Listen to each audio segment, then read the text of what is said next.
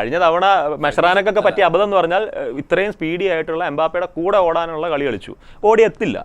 അത് ഉറപ്പാണ്, ആ കാര്യത്തിൽ തർക്കമില്ല. ഇത്തവണ ഞങ്ങൾ കൂടെ ഓടുന്നില്ല, നിങ്ങൾ ഓടിങ്ങ് വാ.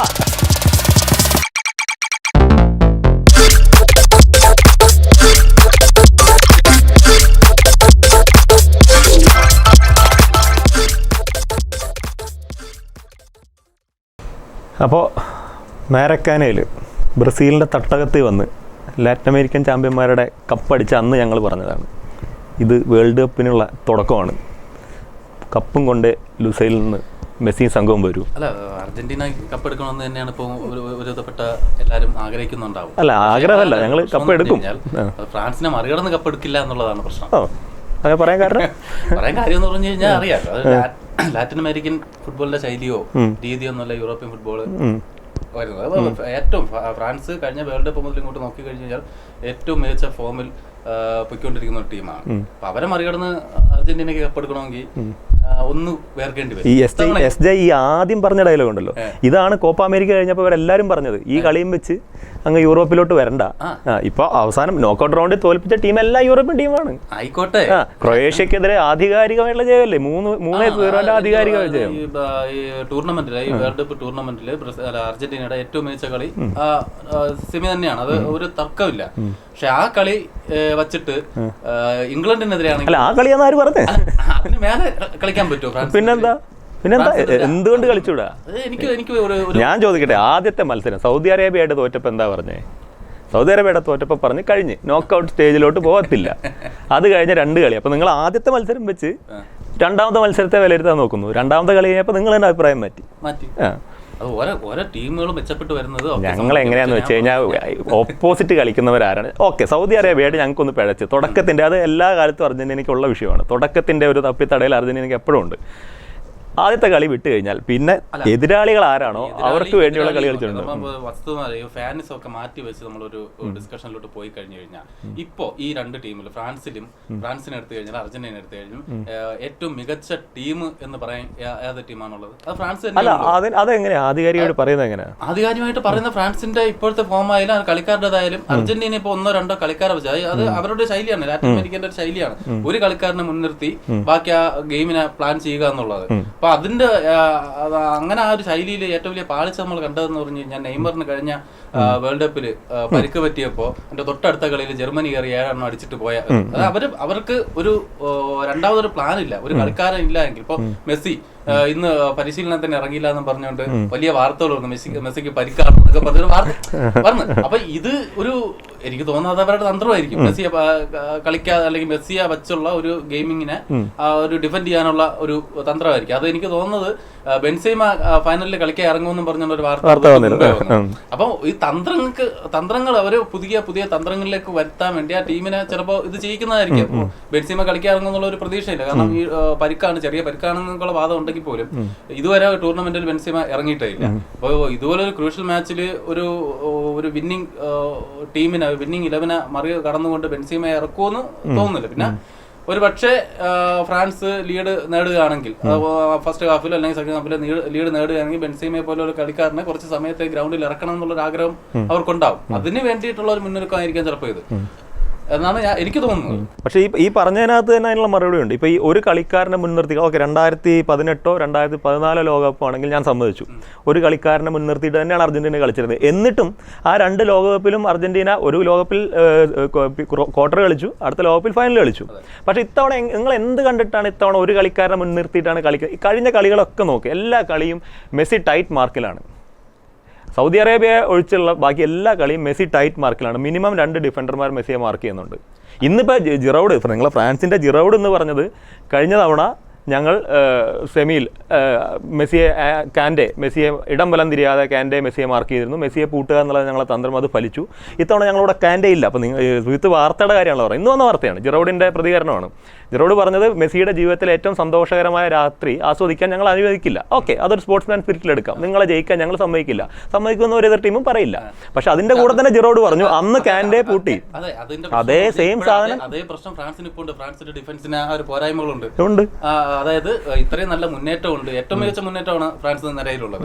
അതിലിപ്പോ ബെൻസെമയും കൂടെ വരികയാണെന്നുണ്ടെങ്കിൽ ഫ്രാൻസ് നോക്കണ്ട. ഗ്രീൻസ്മാൻ എന്ന് പറഞ്ഞു കഴിഞ്ഞാൽ ഇനി നിൽക്കാൻ ഫ്രാൻസിന്റെ ഗോളിയായിട്ട് മാത്രം നിന്നാൽ മതി, ബാക്കിയെല്ലാം അതിന്റെ ഹീറ്റ് മാപ്പ് ഒക്കെ നോക്കുമ്പോൾ നമുക്ക് അറിയാൻ പറ്റും. അങ്ങനെ വരുമ്പോൾ പക്ഷെ അവരുടെ ഡിഫൻസിൽ പാളിച്ചകളുണ്ട്. അത് ഈ പറഞ്ഞത് നല്ല അത് ഉണ്ടെങ്കിൽ പോലും, അങ്ങനെ ഒരു പാളിച്ച ഉണ്ടെങ്കിൽ പോലും അതിനെ മറികടക്കാൻ കഴിയുമെന്ന് തന്നെയാണ് എനിക്ക് തോന്നുന്നത്. കാരണം നമ്മൾ വിചാരിക്കുന്ന അത്ര ഒരു മോശം ഡിഫൻസ് അല്ല, എന്നാൽ ഗോള് വഴങ്ങുന്നുണ്ട്. ഈ പറഞ്ഞ പോലെ എല്ലാ കളികളിലും, ഈ കഴിഞ്ഞ കളി ഒഴിച്ച് ബാക്കി എല്ലാ കളിയിലും ഗോള് വഴങ്ങുന്ന ഒരു സാഹചര്യം ഉണ്ട്. പക്ഷേ ഈ പറഞ്ഞതുപോലെ അതിനെ മറികടക്കാനുള്ള തന്ത്രം എന്തായാലും ഉണ്ടാവൂല. അവരെ പോരായ്മ പരിഹരിക്കും. അത് ഒരു ഫൈനൽ പോലുള്ള മത്സരത്തിൽ വെറുതെ അങ്ങ് ചെന്ന് തോറ്റു കൊടുക്കുക അല്ലെങ്കിൽ മെസ്സിയെ അങ്ങ് അഴിച്ചുവിടെ ഒന്നും ചെയ്യില്ല. മെസ്സിയെ പൂട്ടാനുള്ള മാർഗങ്ങൾ ഉണ്ടാവും എന്ന് തന്നെയാണ് വരുന്നത്. അതിപ്പോ ക്രൊയേഷ്യയുടെ കോച്ചും അത് തന്നെയാണ് പറഞ്ഞിരുന്നത്. അതിനു മുമ്പ് ഹോളണ്ടിന്റെ കോച്ച് വാൻഡഡിക് ഒക്കെ പറഞ്ഞത് മെസ്സിയെ ഇടംബലം തിരിയാൻ സമ്മതിക്കില്ല. പക്ഷെ നമ്മൾ കണ്ടു ആ ഗ്രൗണ്ടിലുള്ള മെസ്സി ഒഴികെ ബാക്കി 21 പേരും കാണാത്ത ഒരു സ്പേസിലൂടെയാണ് മെസ്സി അസിസ്റ്റ് ചെയ്യുന്നു, ഗോൾ അടിക്കുന്നു. മെസ്സി എന്ന് പറയുന്നത് ഇത്രയും ടാലന്റ് ഉള്ള 36 വയസ്സായി ആവുന്നു. ഈ ഇത്രയും ടാലന്റ് ഉള്ള കളിക്കാരൻ ഈ 37-ാം വയസ്സിലാണ് അയാളുടെ കരിയറിലെ ഏറ്റവും ഫോമിൽ കളിക്കുന്നത് എന്നുള്ളതാണ്. നമ്മളിപ്പോൾ ക്രിസ്ത്യാനോ റൊണാൾഡോ നമ്മൾ കണ്ടു, ലെജൻഡറി ഫുട്ബോളറാണ്. പക്ഷേ അയാൾ ഈ 37-ാം വയസ്സിൽ അയാൾ ഒരു ഡിക്ലൈനിങ് സ്റ്റേജിലാണെന്ന് നമുക്ക് മനസ്സിലായി. അതുകൊണ്ട് തന്നെയാണ് അയാൾ ആദ്യത്തെ മത്സരം സൈഡ് ബെഞ്ച് ചെയ്ത്, അയാളെ സൈഡ് ബെഞ്ച് ചെയ്തതിനൊന്നും ഞാൻ അംഗീകരിക്കുന്നില്ല, പക്ഷേ അയാളെ സൈഡ് ബെഞ്ച് ചെയ്ത് അതുകൊണ്ട് തന്നെയാണ്. പക്ഷേ നോക്കൂ, ഈ വേൾഡ് ഇപ്പോൾ നെയ്മർ, മെസ്സിയെ കമ്പാരിറ്റീവ് മെസ്സിയേക്കാൾ പ്രായം കുറേ കളിക്കാരുണ്ട്. പക്ഷേ നെയ്മർ അയാളുടെ ഒരു പ്രതിഭ കൃത്യമായിട്ട് ഈ ലോകകപ്പിൽ കാണിക്കാൻ പറ്റിയിട്ടില്ല എന്ന് തന്നെയാണ് എനിക്ക് തോന്നുന്നത്. മെസ്സി പക്ഷേ അങ്ങനെയല്ല. നിങ്ങൾ ഏത് ടീമായിക്കോട്ടെ മെസ്സിയെ ടൈറ്റ് മാർക്ക് ചെയ്യുന്നു, മെസ്സിയെ ഗോൾ അടിപ്പിക്കില്ലെന്ന് പറഞ്ഞു. ഓസ്ട്രേലിയക്കെതിരെ മെസ്സി അടിച്ച ഗോൾ ഈ പറയുന്ന പോലെ മെസ്സി അല്ലാതെ ബാക്കി 21 പേരും അങ്ങനെ ഒരു ഗ്യാപ്പ് ഏതൊരു പടത്തിലില്ല. ഇത്രയും കാലം ഇതിലെ വണ്ടി ഓടിച്ചിട്ട് അങ്ങനെ ഒരു മാറി ഞാൻ കണ്ടിട്ടില്ല എന്ന് പറഞ്ഞ പോലെ എല്ലാ ഗോളും ഞാൻ ചോദിക്കുന്നത് ഓസ്ട്രേലിയക്കെതിരെ അടിച്ച ഗോള് ആരും പറകിലല്ല, 4-5 ഡിഫൻസ് മെസ്സിയെ മാത്രം മാർക്ക് ചെയ്യുന്നുണ്ട്. അവർക്കെതിരെ ഒരു സ്പേസ് കണ്ടെത്തി. കഴിഞ്ഞ കളിയിൽ മൊളീനയ്ക്ക് കൊടുത്ത പാസ് ഈ പറയുന്ന പോലെ ബോക്സിനകത്ത് ഇത്രയും ഡിഫൻഡേഴ്സ് നിൽക്കുന്നതിനിടെ കൊടുത്ത മെസ്സി ഈ ടൂർണമെന്റിൽ ഏറ്റവും സുന്ദരമായിട്ടുള്ള 4 അസിസ്റ്റ് ആരുടെയാണെന്ന് ചോദിച്ചാൽ തർക്കമുണ്ടോ? അപ്പൊ പിന്നെ നിങ്ങൾ എങ്ങനെയാണ് മെസ്സിയെ പൂട്ടിയെന്ന് പറയുന്നത്? കളിക്കാരെന്ന് പറഞ്ഞാൽ ഗോൾ അടിക്കുക മാത്രമല്ലല്ലോ. അപ്പൊ ഇതുവരെയുള്ള കാര്യം സമ്മതിച്ചു. മെസ്സി അപ്പൊ ഓരോ ടീമിനും ഓരോ തന്ത്രങ്ങൾ. മെസ്സിയെ പൂട്ടണമെന്ന് ഏതെങ്കിലും ഒരു ടീം തീരുമാനിച്ചിട്ടുണ്ടെങ്കിൽ അത് അവിടെ ഫലപ്രദമായിട്ട് അല്ല, എല്ലാ ടീമും തീരുമാനിച്ചു, പക്ഷെ ഇതുവരെ നടന്നിട്ടില്ല എന്ന് വ്യക്തമായല്ലോ. നടക്കാന്ന് പറഞ്ഞ ഒരു ലെജൻഡ് ആയിട്ടുള്ള ഒരു കളിക്കാരൻ, അവന് കിട്ടുന്ന ഒരു ചെറിയൊരു സ്പേസിൽ അത് ഉപയോഗിക്കാൻ പറ്റുന്ന ഒരു കളിക്കാരനാണ്. അത്രേ ഉള്ളൂ. മെസ്സി അത് അംഗീകരിക്കുകയല്ലേ. ഇപ്പൊ ക്രൊയേഷ്യക്കെതിരെ കഴിഞ്ഞ കളി ഗോർഡിയോള ലോകത്ത് ഇന്ന് ക്ലബ് ഫുട്ബോളിൽ ഏറ്റവും വിലയുള്ള ഏറ്റവും ഔട്ട്സ്റ്റാൻഡിംഗ് ആയ ഡിഫൻഡറാണ്. അയാൾ ആ മെസ്സിയുടെ 2 ടേൺ അയാൾ കണ്ടുപോലുമില്ല. 2 ടേൺ പുള്ളി എക്സ്പെക്ട് ചെയ്യുന്നില്ല. പുള്ളി ടേൺ കഴിഞ്ഞ് പിന്നെയുള്ള റണ്ണ് ഒരു കേർവ്ഡ് റണ്ണാണ്. ഒരു നോർമൽ പ്ലെയർ ആണെങ്കിൽ ആ 2 ടേൺ കഴിഞ്ഞ് പിന്നെ ഒരു ഡയറക്റ്റ് റണ്ണാണ് ചെയ്യുക. ഒരു കേർവ്ഡ് റണ്ണിൽ ആ ഡിഫൻഡർ അത്രയും അകലത്തിലാക്കി. ഞാൻ നേരത്തെയും പറഞ്ഞത്, കാരണം ഈ അർജന്റീന മെസ്സിയെ മുൻനിർത്തിയാണ് കളിക്കുന്നത്. അല്ല അത് പറയുമ്പോ എല്ലാം മെസ്സി അസിസ്റ്റ് ചെയ്യുന്നു, മെസ്സി ഗോൾ അടിക്കുന്നു, മെസ്സി തിരിയുന്നു, ഓക്കെ ശരി, മെസ്സിയെ മുൻനിർത്തിയാണ് കളിക്കുന്നത്. അപ്പൊ മെസ്സിയെ മാറ്റി വെച്ച് കഴിഞ്ഞാൽ അവിടെ ആ ഒരു സ്പേസ് പോകും. ആ ഒരു സ്പേസ് ഇല്ല. പക്ഷെ തിരിച്ച് ഫ്രാൻസിലേക്ക് വരുമ്പോ അതല്ല അവസ്ഥ. ഇനി ഞാൻ തിരിച്ചു ചോദിക്കട്ടെ, മെസ്സിയെ മാറ്റി നിർത്തി, ഓക്കെ, മെസ്സിയെ മുൻനിർത്തി എന്നുള്ള ഒരു വാദത്തിന് വേണ്ടി അംഗീകരിച്ചു. മെസ്സിയെ മാറ്റി നിർത്തി, ബാക്കി കളിക്കാരുടെ കാര്യം എന്താ പറയാത്തെ? കളിക്കാരെന്ന് പറഞ്ഞ് ഈ പറഞ്ഞ ടീം പ്ലാൻ ഓക്കെ. അർജന്റീനയുടെ ഒരു ഫുട്ബോളിന്റെ ഒരു ചരിത്രം പരിശോധിച്ചാൽ നമുക്കറിയാം, എല്ലാ കാലത്തും ഇപ്പൊ പെസറല്ലയുടെ കാലം തൊട്ട് എല്ലാ കാലത്തും ഏറ്റവും ലെജൻഡറി ആയിട്ടുള്ള ഫുട്ബോളേഴ്സ് ഉണ്ടായ രാജ്യമാണ് അർജന്റീന. പെസറല്ല വരുന്നു, അതിന്റെ മറഡോണ വരുന്നു, ബാറ്റിസ്റ്റൂട്ട വരുന്നു, ഏരിയൽ ഓർട്ടേഗ വരുന്നു, സാവിയോള വരുന്നു, ഹെർണൻ ക്രെസ്പോ, റിക്വെൽമെ, വെറോൺ. പക്ഷെ അന്നൊന്നും അർജന്റീന, ഞാൻ വളരെ ഫ്രാങ്കായിട്ട് പറയാം, ഞാൻ ഒരു പ്ലെയറെ കണ്ട അർജന്റീന ആരാധകനായ ആളല്ല. അർജന്റീന എന്ന ടീമിന്റെ കളി കണ്ട് ഇഷ്ടപ്പെട്ട ആരാധകനായ അർജന്റീന അവസാനമായിട്ട് ലോകകപ്പ് എടുക്കുമ്പോൾ എനിക്ക് 1 വയസ്സാണ് പ്രായം. ഇന്ന് എനിക്ക് 37 വയസ്സുണ്ട്. ഇത്രയും കാലം ഞാൻ അർജന്റീന ആരാധകനാണ്. അപ്പോൾ ഞാൻ ആ ടീമിന്റെ കളി കണ്ട് ആ ടീമിനെ ആരാധിക്കുന്ന ഒരാളാണ്. മെസ്സി അർജന്റീന കളിക്കുന്നതിന് മുമ്പേ ഞാൻ അർജന്റീന ആരാധകനാണ്. പറഞ്ഞു വന്നത്, അർജന്റീന ഒരു ടീം എന്നുള്ള നിലയിൽ ഏറ്റവും സ്ട്രോങ് ആയി, ഏറ്റവും ഒരു സംഘമായിട്ട് കളിച്ച വേൾഡ് കപ്പ് ഇതാണ്. ആ കാര്യത്തിൽ തർക്കമൊന്നുമില്ല. ഈ പറയുന്ന മെസ്സി എന്ന് പറയുന്ന ലെജൻഡറി ഫുട്ബോളർ അയാളുടെ മനസ്സിൽ കാണുന്ന സ്പേസിൽ പലപ്പോഴുള്ള പ്രശ്നമായിരുന്നു. മെസ്സി അസാധ്യമായ സ്പേസ് ഉണ്ടാക്കുന്നു, അസാധ്യമായ പാസുകൾ കൊടുക്കുന്നു, പക്ഷെ ഇത് റിസീവ് ചെയ്യാൻ ആളില്ല. ആ സ്പേസിൽ അർജന്റീൻ പ്ലെയേഴ്സ് ഉണ്ട്. ഇപ്പോൾ കഴിഞ്ഞ കളിയിലൊക്കെ നമുക്കറിയാം ജൂലിയൻ അൽവാരസ് അടിച്ച ഗോളൊക്കെ അയാൾക്കൊന്നും ചെയ്യാനില്ല, ജസ്റ്റ് ബോൾ ഇങ്ങനെ ഡിഫ്ലക്ട് ചെയ്ത് പോസ്റ്റിലോട്ട് വിട്ടാൽ മതി. അതറിയാത്തവൻ പിന്നെ ടൂർണമെന്റ് വേൾഡ് കപ്പ് കളിക്കാൻ വരില്ലല്ലോ.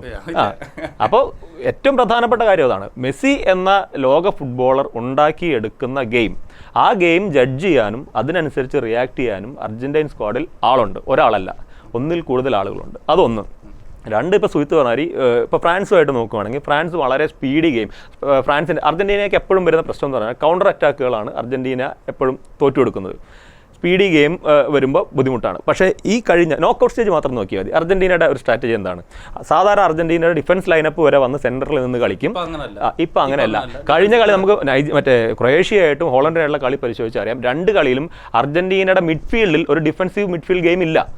അർജന്റീന മിഡ്ഫീൽഡിനെ വളരെ ഈസി ആയിട്ട് ഒപ്പോണൻസ് കവർ ചെയ്ത് പോകുന്നുണ്ട്. പക്ഷേ ഡിഫൻസിലോട്ട് അങ്ങ് ചെന്ന് കഴിഞ്ഞാൽ അവർ പെനാൽറ്റി ബോക്സിനെ ലൈനിൽ വെച്ച് കൃത്യമായി ബ്രേക്ക് ചെയ്യുന്നുണ്ട്. ഇത് ഞാൻ പറയാൻ കാരണം ഞാൻ ഇത് കംപ്ലീറ്റ് ചെയ്യട്ടെ. ഇത് പറയാൻ കാരണം എന്താണെന്ന് വെച്ച് കഴിഞ്ഞാൽ ഫ്രാൻസിൽ ഇപ്പോൾ ജിറോഡ് ആണെങ്കിലും എംബാപ്പെ ആണെങ്കിലും ഗ്രീസ്മാൻ ആണെങ്കിലും ഇപ്പം ഞാൻ പറഞ്ഞൊരു സ്ട്രാറ്റജിയാണ് ഫ്രാൻസ് പൊതുവെ കാണിക്കുന്നത്. കാര്യം സ്പീഡി ഗെയിം, എത്രയും പെട്ടെന്ന് ഒപ്പോണൻറ്റിൻ്റെ മിഡ്ഫീൽഡ് ഏരിയ കവർ ചെയ്ത് അവരുടെ പെനാൽറ്റി ബോക്സിലോട്ട് കയറുക. അത് എംബാപ്പെ ആണെങ്കിൽ ഇൻ ദ ബോക്സിനകത്ത് കയറിയിട്ടാണ് അയാൾ ഷൂട്ട് ചെയ്യുക. ഗ്രീസ്മാൻ ആണെങ്കിൽ കുറച്ചുകൂടെ അപകടകാരിയാണ്, ബോക്സിന് പുറത്തുനിന്ന് ജിറോഡും അതെ എവിടെ നിന്ന് വേണമെങ്കിൽ അറ്റാക്ക് ചെയ്യും. ഈ ഗെയിമിനെ ബ്രേക്ക് ചെയ്യാൻ നിലവിൽ ഇതുവരെ ഈ നോക്കൗട്ട് സ്റ്റേജിൽ അർജന്റീന കളിച്ച കളി സഫീഷ്യൻ്റാണ്. ആ കാര്യത്തിൽ തർക്കമൊന്നുമില്ല. കാര്യം അർജന്റീന ഡിഫൻസ് ലൈനപ്പ് അത്ര ഒന്നാമത് ഇപ്പോൾ 5 ഡിഫൻസ് ഇട്ടാണ്. കഴിഞ്ഞ ക്രൊയേഷ്യയായിട്ട് കളിച്ച കളി 5 ഡിഫൻസ് ഇട്ടാണ് കളിക്കുന്നത്. അതിന് മുമ്പ് ഹോളണ്ടിനായിട്ട് കളിച്ച കളി 4 ഡിഫൻസ്. അത് അവസാനം നമ്മൾ കണ്ടു, 2 ഗോൾ തിരിച്ചു മേടിക്കുന്നത് കണ്ടു. 4 ഡിഫൻസ് ഇട്ടാണ് കളിച്ചത്. ക്രൊയേഷ്യയായിട്ട് 5 ഡിഫൻസ് ഇട്ടാണ് കളിച്ചത്. ഈ ഒരു പാറ്റേണിലാണ് അർജന്റീന കളിക്കുന്നതെങ്കിൽ പിന്നെ വേറൊരു കാര്യം, ഹോളണ്ടുമായിട്ട് കളിക്ക് ശേഷം സസ്പെൻഷനിലായ അക്യൂന അടക്കമുള്ള പ്ലേയേഴ്സ് തിരിച്ചു വരുന്നു. കഴിഞ്ഞ തവണ അർജന്റീനയ്ക്ക് അങ്ങനെ ഒരു പ്രതിസന്ധി ഉണ്ടായിരുന്നു. പിന്നെ അർജന്റീനയുടെ ബെഞ്ച് സ്ട്രെങ്ത് നോക്ക്, കഴിഞ്ഞ തവണ 2 ഗോൾ അടിച്ച് ഹാട്രിക്കിലേക്ക് നിൽക്കുന്ന അൽവാരസിനെ വലിച്ചിട്ടാണ് ഡിബാലെ ഇറക്കുന്നത്. ബെഞ്ച് സ്ട്രെങ്ത് എന്ന് പറയുമ്പോൾ ഉള്ളൊരു പ്രശ്നം നമ്മൾ കുറച്ച് മുന്നേ ബ്രസീലിന്റെ കാര്യം ഉൾപ്പെടെ പറയേണ്ടി സ്ട്രെങ്ത് ബെഞ്ചിലല്ല, ആ കളി ഒരു ഗെയിം എങ്ങനെ അത് ഇത് ചെയ്യുന്നു എന്നുള്ളതാണ്. എങ്ങനെ ആ ഒരു ഇന്നത്തെ കളി അല്ലെങ്കിൽ ഈ വരാൻ പോകുന്ന ഫൈനൽ, ആ ഫൈനലിലെ കളിക്കാർ എങ്ങനെ കളിക്കുന്നു എന്നുള്ളതാണ്. എന്നെ സംബന്ധിച്ചിടത്തോളം ഫ്രാൻസിന് അത്രയും ഒരു ടെൻസ്ഡ് ആയിട്ട് അർജന്റീനയെ നേരിടേണ്ടി വരില്ല. അല്ല, എനിക്ക് അങ്ങനെയല്ല. എനിക്ക് രണ്ട് ടീമിനും ഈക്വലി ടെൻസ്ഡ് ആയിരിക്കും എന്നാണ് ഞാൻ കാണുന്നത്. കാര്യം രണ്ട് ടീമിനും ഇത് നേടിയാൽ മൂന്നാമത്തെ കപ്പ്. ഇപ്പോ ജേതാവായിട്ട് നിൽക്കും. അല്ല, അത് അങ്ങനെ പറയുവാണെങ്കിൽ ഞാൻ തിരിച്ചു പോയിക്കട്ടെ. 98 ഫ്രാൻസ് എങ്ങനെയാ വന്നത്? 98 ഫ്രാൻസ് വരുമ്പോൾ ഇപ്പോഴത്തെ ഫ്രാൻസിന്റെ കോച്ച് ദിദിയർ ദശാംസ്, ലോകത്തെ ഏറ്റവും മികച്ച footballer Zinedine Zidane, Lilian Thuram, Thierry Henry, Patrick Evra, Fabien Barthez, ലോക ചാമ്പ്യന്മാരായിട്ട് വന്ന ഫ്രാൻസ് ആദ്യ കളി സെനഗലിനോട് തോറ്റ് ഗ്രൂപ്പ് റൗണ്ട് പോലും കടക്കാതെ പുറത്തായ ടീമല്ലേ? അങ്ങനെയല്ല പറഞ്ഞത്, ഞാൻ ഉദ്ദേശിച്ചതല്ല. കാരണം ഈ ഒരു കപ്പ് ഇല്ലാന്നുണ്ടെങ്കിൽ ചിലപ്പോ അർജന്റീന ഇനിയും വർഷങ്ങൾ ഇരിക്കേണ്ടി വരും. കാരണം ഒരു മെസ്സിയെ പോലെയുള്ള ഒരു കളിക്കാരനെ കൊണ്ട് വരാന് അർജന്റീനയ്ക്ക് സമയമെടുക്കും. മെസ്സി പോയി കഴിഞ്ഞാൽ ആ ഒരു സ്പേസിലേക്ക് പുതിയൊരു കളിക്കാരൻ ഇതുവരെ ഇല്ല, നമുക്ക് എടുത്ത് പകരം വയ്ക്കാൻ ഒരു കളിക്കാരനില്ല. അതുകൊണ്ട് തന്നെ ഈ വേൾഡ് കപ്പ് അല്ല, അത് അർജന്റീന മാത്രമല്ലല്ലോ, ഈ വേൾഡ് കപ്പിൽ പല ടീമുകൾക്ക് ആ പ്രശ്നമുണ്ട്. ഇപ്പൊ പോർച്ചുഗലിന്റെ അവസ്ഥ എന്താണ്? ഇപ്പൊ അവസാനത്തെ 2 കളി വെച്ച് നിങ്ങൾ ക്രിസ്ത്യാനോ റൊണാൾഡോ ജഡ്ജ് ചെയ്യല്ലേ? Cristiano Ronaldo without Cristiano Ronaldo പോർച്ചുഗലിന്റെ അവസ്ഥ എന്താണ്? നെയ്മറിന്റെ കാര്യം നേരത്തെ സുഹിത്ത് തന്നെ പറഞ്ഞ്, നെയ്മർ ഇഞ്ചോർഡ് ആയപ്പോൾ 7 ഗോൾ ചറവറ മേടിച്ചു. അല്ല, ഈ അവസ്ഥ ഇപ്പുറത്ത് യൂറോപ്പിലെ ഇപ്പൊ പോർച്ചുഗലിനെ മാറ്റി നിർത്തി കഴിഞ്ഞാൽ ഇപ്പൊ ഈ പറഞ്ഞ ഇംഗ്ലണ്ട് ആയാലും ക്രൊയേഷ്യ ഏറെക്കുറെ അതേ അവസ്ഥയാണ്. ലൂക്ക പോയി കഴിഞ്ഞാൽ പിന്നെ പെരിസിക് ആയാലും കൊവാസിക് ആയാലും ഒക്കെ മിഡ്ഫീൽഡ്. ഇതിലെ വ്യത്യാസം എന്താണെന്ന് വെച്ച് കഴിഞ്ഞാൽ ബാക്കി ക്രിസ്ത്യാനോയെയും മെസ്സിയെ മാറ്റി നിർത്തിയാൽ ബാക്കി പല ടീമിൽ നിന്നും പോകുന്നത് മിഡ്ഫീൽഡിൽ കളി ഉണ്ടാക്കുന്ന ലെജൻസാണ്. അർജന്റീനയിലെ മിഡ്ഫീൽഡ് ഒരു കാലത്ത് അർജന്റീൻ മിഡ്ഫീൽഡ് എന്ന് പറഞ്ഞാൽ നമ്മൾ ഈ പറഞ്ഞ കവിത എഴുതുന്ന മിഡ്ഫീൽഡായിരുന്നു. ഇപ്പോൾ അർജന്റീന കണ്ടില്ലേ, ഡിഫൻസീവ് ആണോ എന്ന് വെച്ചാൽ ഡിഫൻസീവ് അല്ല, അറ്റാക്കിംഗ് ആണോ എന്ന് വെച്ചാൽ അറ്റാക്കിങ്ങും അല്ല. പക്ഷേ രണ്ടിടത്തും ഒരേപോലെ കോൺട്രിബ്യൂട്ട് ചെയ്യുന്ന, ഞാൻ പറഞ്ഞില്ലേ, ഈ അർജന്റീൻ ഫുട്ബോൾ ചരിത്രത്തിൽ തന്നെ ഏറ്റവും വെൽ സെറ്റ് ആയിട്ടുള്ളൊരു ടീമാണ് ഇപ്പോൾ. 86 മറഡോണ വേൾഡ് കപ്പ് അടിക്കുമ്പോൾ പോലും അതാ മറഡോണ എന്നുള്ള ആ ലെജൻഡറി പ്ലെയറുടെ കഴിവിൽ എന്ന് വേണമെങ്കിൽ നമുക്ക് പറയാം. ടീം മോശമാണെന്നോ അല്ലെങ്കിൽ ഈ ടീം കപ്പടിക്കാൻ അർഹത ഇല്ല എന്നോ ഉള്ള കാര്യമല്ല പറയുന്നത്. പക്ഷെ ഈ അർജന്റീനയും ഫ്രാൻസിനെയും തമ്മിലുള്ള ഇപ്പോഴത്തെ ടീമിനെ കമ്പയർ ചെയ്ത് കഴിഞ്ഞാൽ ഒരു പടി മുന്നിൽ നിൽക്കുന്നത് എന്തുകൊണ്ടും ഫ്രാൻസ് ഈസി ആയിട്ട് ജയിക്കില്ല. ഈസി ആയിട്ട് നമ്മൾ 2 സെമിയും കണ്ടതാണ്. 2 സെമിയിലും ഫ്രാൻസിന് അല്ല, മൊറോക്കോ ആണ് ഏറ്റവും നന്നായിട്ട് ആ ഗെയിമിനെ കൊണ്ടുപോയതും കളിച്ചത്. അവരുടെ ഏറ്റവും വലിയ പ്രശ്നം അവിടെ നല്ല ഫിനിഷർ.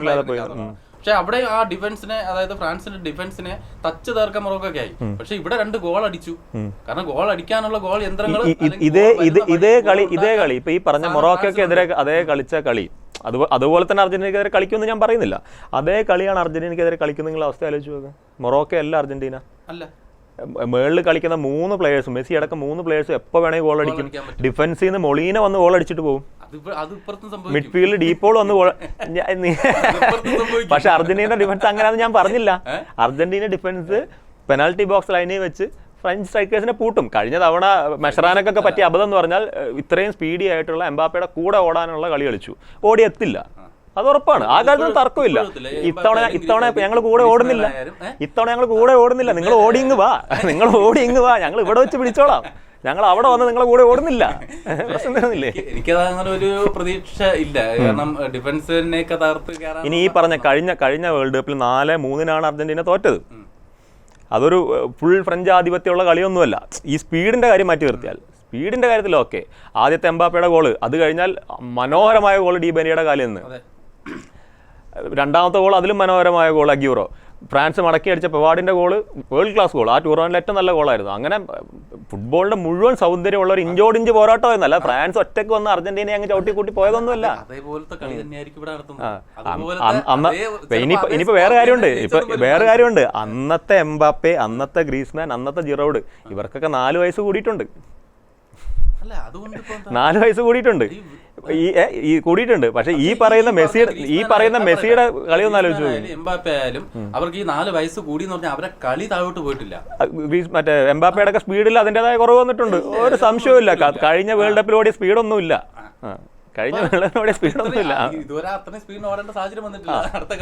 അത് ഓടലേ കാണത്തുള്ളൂ, കാര്യമൊന്നുമില്ല, കിടന്ന് ഓടലേ ഉണ്ടാവുള്ളൂ. പിന്നെ ഇനി അതിനപ്പുറത്തേക്ക് അർജന്റീനയുടെ ഗോൾ കീപ്പിംഗ് ലൈൻ പറയാതിരിക്കാൻ പറ്റില്ല. എമിലിയാനോ മാർട്ടിനസ്, അർജന്റീന ചരിത്രത്തിലുള്ള എനിക്ക് തോന്നുന്നു അബണ്ടൻസ് തിയറി കഴിഞ്ഞാൽ പിന്നെ കഴിഞ്ഞ വേൾഡ് കപ്പിലെ ക്രിസ്ത്യൻ റൊമേറോ ആണ്. കഴിഞ്ഞല്ല, അതിന് മുന്നത്തെ വേൾഡ് കപ്പിലെ സെർജിയോ റൊമേറോ ആയിരുന്നു. അത് തന്നെ ജർമ്മനിക്കെതിരെ മരിയോ കോട്ടസ് അവസാനം നേടിയ ഗോളിലാണ് കയറിയത്. അല്ലെങ്കിൽ ഷൂട്ടൗട്ടോടൊക്കെ പോവുകയാണെങ്കിൽ അർജന്റീനയ്ക്ക് കൂടെ സാധ്യത കൽപ്പിച്ചിരുന്ന വേൾഡ് കപ്പ് ആയിരുന്നു.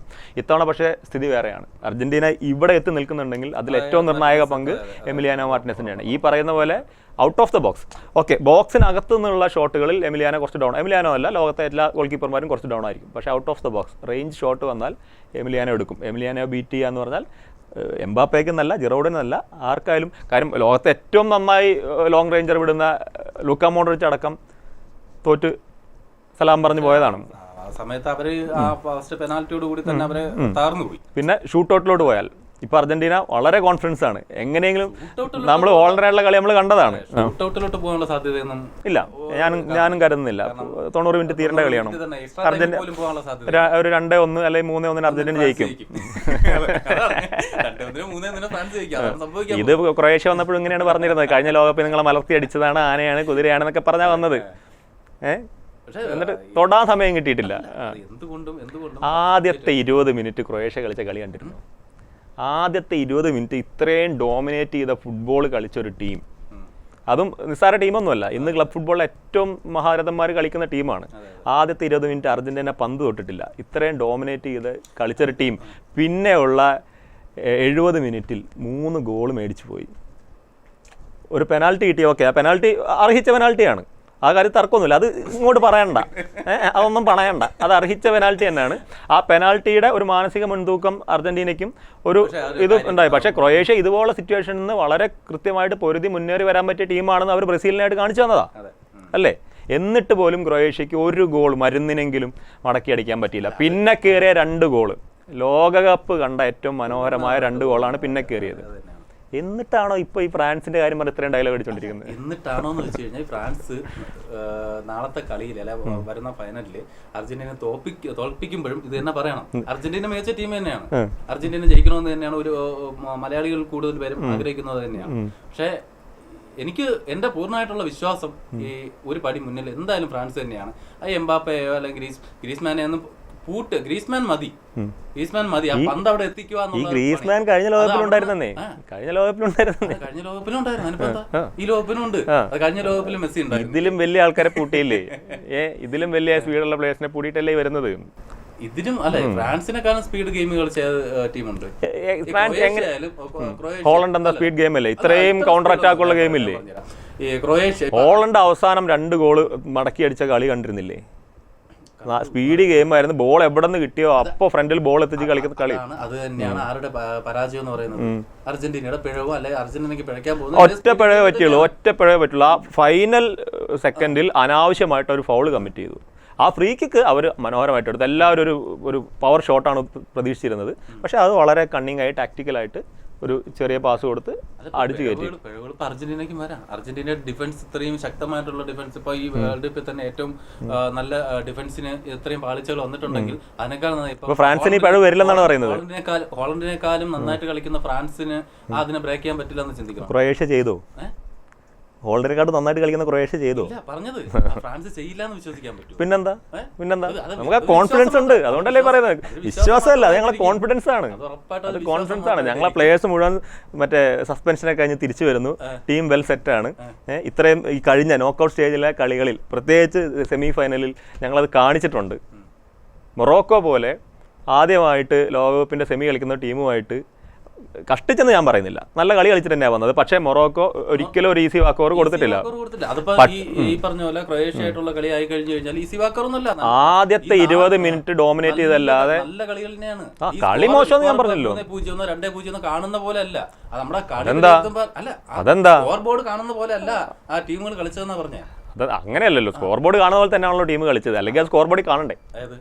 ഇത് പണ്ടാരെ പറയാറ് ഞങ്ങൾക്ക് 70% പൊസിഷൻ ഉണ്ടെന്ന് പറഞ്ഞിട്ട്. എന്താ നീ തന്നെ പറഞ്ഞല്ലോ ഒരു ഫിനിഷർ ഇല്ലാത്തതിന്റെ പ്രശ്നമായിരുന്നു. ഇവിടെ ആ വിഷയമില്ല. ഇവിടെ ഒന്നിലധികം ഫിനിഷർമാരുണ്ട്, അസാധ്യമായി ഫിനിഷ് ചെയ്യുന്ന ഫിനിഷർമാരുണ്ട്. ഇല്ലെന്ന് നമ്മൾ പറഞ്ഞില്ലല്ലോ. നമ്മൾ പറഞ്ഞോ ഫ്രാൻസിന് ഫിനിഷർ ഇല്ലെന്ന് പറഞ്ഞോ? ഫ്രാൻസിന് ഫിനിഷർ ഇല്ലെന്ന് നമ്മൾ പറഞ്ഞില്ല. ഫ്രാൻസിന് ഇനി ഏത് ലോകോത്തര ഫിനിഷറെ കൊണ്ടുവന്നാലും ആ ഫിനിഷറെ പൂട്ടാനുള്ള ഡിഫൻസ് ലൈനപ്പ് ഇവിടെ ഉണ്ട്. പിന്നെ ഇനി എഴുതി വെച്ചോ, പ്രഡിക്ഷനാണ്. നാളെ 18-ാം തീയതി ഫ്രാൻസിനെ പൂട്ടാൻ പോകുന്ന അർജന്റീന ഡിഫൻസിലും അല്ല, അർജന്റീന മിഡ്ഫീൽഡിൽ പൂട്ടും. ഡീപ്പോൾ അടക്കം എംബാപ്പെ മിഡ്ഫീൽഡിൽ പൂട്ടും. നോക്കിക്കോ, അർജന്റീനൻ ഫുട്ബോൾ ചരിത്രത്തിലെ ഏറ്റവും മനോഹരമായ ഡിഫൻസീവ് മിഡ്ഫീൽഡാണ് 18-ാം തീയതി ലുസൈൽ സ്റ്റേഡിയത്തിൽ കാണാൻ പോകുന്നത്. നിങ്ങളെ 2 പ്ലെയർ എന്തായാലും മെസ്സിക്ക് വേണ്ടി നിങ്ങൾ ഡിപ്ലോയ് ചെയ്യും. അപ്പൊ തന്നെ നിങ്ങളെ ടീം സ്ട്രെങ്ത് എന്ന് പറയുന്നത് 9 ആയി. അപ്പൊ പിന്നെ എംബാപ്പെ പൂട്ടാൻ വേണ്ടി നിങ്ങൾ ഞങ്ങൾക്ക് വിഷയമല്ല, ഓടിങ് വാ, ഞങ്ങൾ പിറകെ നടക്കുന്നില്ല. മെസ്സി എങ്ങനെ പൂട്ടുന്നത്? പിറകെ നടക്കുവാണ്, 2 പേര് പിറകെ നടക്കുവാണ്. പന്ത് തൊട്ടാ എംബാപ്പെ അല്ലെങ്കിൽ ഗ്രീസ്മാൻ ഏതെങ്കിലും ഒരാളെ നിങ്ങൾക്ക് ഒരു ഗെയിമിൽ ആദ്യം നിങ്ങൾ മിഡ്ഫീൽഡൊക്കെ കടന്ന് ഏത് കളി എടുത്തു കഴിഞ്ഞാലും എതിർ ടീമിന് ആ ഓപ്പോസിറ്റ് ടീമിന്റെ ഏതെങ്കിലും ഒരു കളിക്കാരനെ പൂട്ടാനേ പറ്റും, 2 പേരെ പൂട്ടാൻ പറ്റും. അതിലും ഒരു പ്രത്യേകത. അർജന്റീന ഇപ്പൊ ഏത് ടീമിനായിട്ട് കളിക്കുകയാണെങ്കിലും ആ ടീമിന്റെ ഏത് ലീഡിംഗ് സ്ട്രൈക്കർ ആണെങ്കിലും 2 പ്ലെയറെ ഇട്ട് ഒരു പ്ലെയറെ പൂട്ടുന്ന പരിപാടി അർജന്റീനയ്ക്കില്ല. ഒന്നാമത് അർജന്റീന കോൺസ്റ്റന്റ് ആയിട്ട് ഒരു പ്ലെയറെ മാർക്ക് ചെയ്ത് കളിക്കുന്ന ടീമല്ല. അവരുടെ ഡിഫൻസ് പറഞ്ഞാൽ കയറി ഇറങ്ങി നിങ്ങൾ ആർക്ക് ബോൾ സപ്ലൈ ചെയ്യുന്നു അതിനനുസരിച്ച് കയറി, കണ്ടിട്ടില്ലേ ഡിഫൻഡർമാർ താഴെ തന്നെ നിന്നിട്ട് മേളോട്ട് കയറി ഇറങ്ങി കളിക്കുന്ന ടീമാണ് ആ ഒരു ടീമിൽ. അതാ ഞാൻ പറഞ്ഞത്, ഞാൻ തമാശയായിട്ട് പറഞ്ഞാണെങ്കിൽ പോലും അതൊരു ഫാക്റ്റാണ്. കാര്യം എംബാപ്പെ എപ്പോൾ ഓടി അർജന്റീന ഡിഫൻസിലോട്ട് വരുന്നോ അപ്പോഴേ എംബാപ്പെ പൂട്ടുന്നുള്ളൂ. അവിടെ പൂട്ടിയാൽ മതിയല്ലോ, എന്തിനാ വെറുതെ അയാളെ പിറകെ കിടക്കുന്നത്? അയാൾ ഫ്രീ ആയിട്ട് നടക്കട്ടെന്ന്, ഗ്രൗണ്ടിന്റെ മിഡിലൂടെയൊക്കെ നടന്ന് കാറ്റൊക്കെ കൊള്ളട്ടെ, നമുക്ക് വിഷയമുള്ള കേസല്ല. നമ്മുടെ പെനാൽറ്റി ഏരിയയിലോട്ട് വന്നാൽ പൂട്ടിയിരിക്കും. എംബാപ്പെ മാത്രമേ നിങ്ങൾക്ക് പൂട്ടാൻ പറ്റൂ. അപ്പുറത്ത് നമ്മുടെ ചെറുക്കനുണ്ട്, ഗ്രീസ്മാൻ ഉണ്ട്, പൂട്ടും. ഇനി ജിറോഡ് വന്നാലും പൂട്ടും. എവിടെ ജിറോഡ് വന്നാൽ ചിലപ്പോ പൂട്ടും. അപ്പൊ രണ്ടുപേരെ നോക്കിയാൽ മതി, രണ്ടുപേരെ നോക്കിയാൽ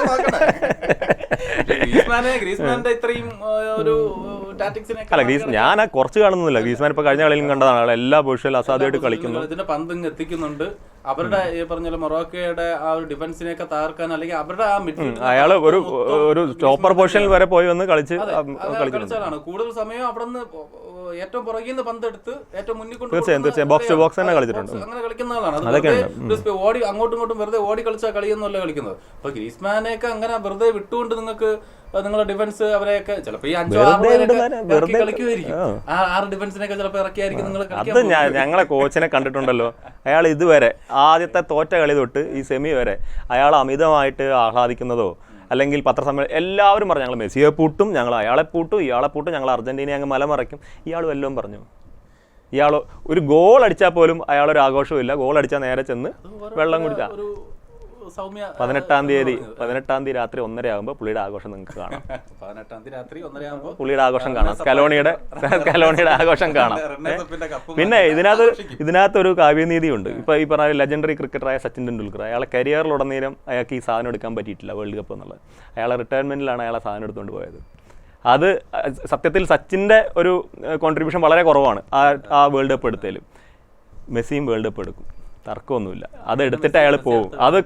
അത് കാലത്തിന്റെ ഒരു കാവ്യനീതിയാണ്. അത് ചുമ്മാ തോന്നാണ്. എംബാപ്പയ്ക്ക് അടുത്ത തവണ ആകത്ര 27 വയസ്സം കണ്ടല്ലേ ആയിട്ടുള്ളൂ. മെസ്സിയെ പോലെ 37-ാം വയസ്സിൽ ഇതുപോലെ കളിക്കാനുള്ള ആംബിയർ അയാൾക്കുണ്ടെങ്കിൽ അടുത്ത തവണ എടുക്കാം. ഇത്തവണ അതങ്ങ് മാറ്റി വെച്ചേക്ക്, കാര്യമില്ല. ഓക്കെ.